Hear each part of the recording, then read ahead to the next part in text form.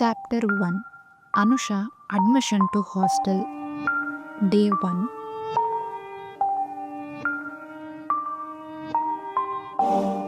ಚನ್ನಪಟ್ಟಣದ ಪಕ್ಕ ಇರೋ ಒಂದು ಚಿಕ್ಕ ಹಳ್ಳಿಯಲ್ಲಿದ್ದ ಅನುಷಾ ಹೈಯರ್ ಎಜುಕೇಷನ್ಗೆ ಅಂತ ಬ್ಯಾಂಗ್ಳೂರ್ಗೆ ಬರ್ತಾಳೆ. ಕಾಲೇಜ್ಗೆ ಅಡ್ಮಿಷನ್ ಆಗಿರ್ತಾಳೆ. ಯಾವ ರಿಲೇಷನ್ಸ್ ಕೂಡ ಬ್ಯಾಂಗ್ಳೂರಲ್ಲಿ ಇಲ್ಲದೆ ಇರೋ ರೀಸನ್ನಿಂದ ಒಂದು ಗರ್ಲ್ಸ್ ಹಾಸ್ಟೆಲ್ ರೆಫರ್ ಮಾಡಿ ಅಂತ ಪ್ರಿನ್ಸಿಪಲ್ನ ಕೇಳ್ತಾಳೆ.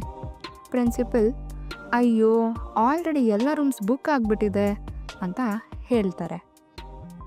ಆಮೇಲೆ ಒಂದು ಸಾರಿ ನೋಡಿ ಹೇಳ್ತೀನಿ ಅಂದಾಗ 7ನೇ ಫ್ಲೋರಲ್ಲಿರೋ 401 ರೂಮ್ ಫ್ರೀ ಇರೋದು ಗೊತ್ತಾಗುತ್ತೆ.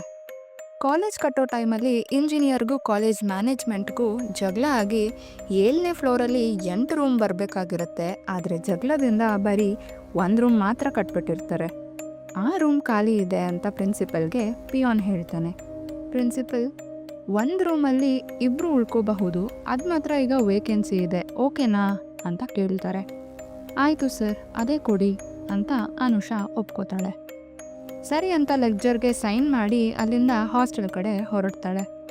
ಹೆಲ್ಲೋ ಕತೆ ಒಂದು ಹೇಳುವೆ ಫ್ಯಾಮಿಲಿ. ಅನುಷಾ ಹಾಸ್ಟೆಲ್ಗೆ ಹೋದ್ಮೇಲೆ ಏನಾಗುತ್ತೆ? ಆ ಪ್ರಿನ್ಸಿಪಲ್ ಯಾಕೆ 1 ರೂಮಲ್ಲಿ 2 ಉಳ್ಕೋಬೋದು ಅಂತ ಹೇಳಿದ್ರು? ಹಾಗಾದರೆ ಆ ರೂಮಲ್ಲಿ ಇನ್ನೊಬ್ಬರು ಇದ್ದಾರಾ? ಆ 401 ರೂಮ್ ಒಂಟಿ ರೂಮು. ಹಾಸ್ಟೆಲ್ ಟಾಪಲ್ಲೇ ಯಾಕಿದೆ? ಬೇರೆ ಯಾರೂ ಅಡ್ಮಿಷನ್ ಆಗಿರಲಿಲ್ವ ಹಿಂದೆ? ಎಲ್ಲನೂ ಇದೇ ವಾರ ಬರೋ ಮುಂದಿನ ವಿಡಿಯೋ ಅಲ್ಲಿ ಅಪ್ಲೋಡ್ ಆಗುತ್ತೆ. ದಯವಿಟ್ಟು ನಿಮ್ಮ ಅನಿಸಿಕೆನ ಕಮೆಂಟ್ ಸೆಕ್ಷನಲ್ಲಿ ತಿಳಿಸಿ. ಈ ವಿಡಿಯೋ ಜಸ್ಟ್ ಟ್ರೇಲರ್ ಮಾತ್ರ. ಪಿಕ್ಚರ್ ಬಾಕಿ ಹೇ ಮೇರಾ family. Support me. Thank you.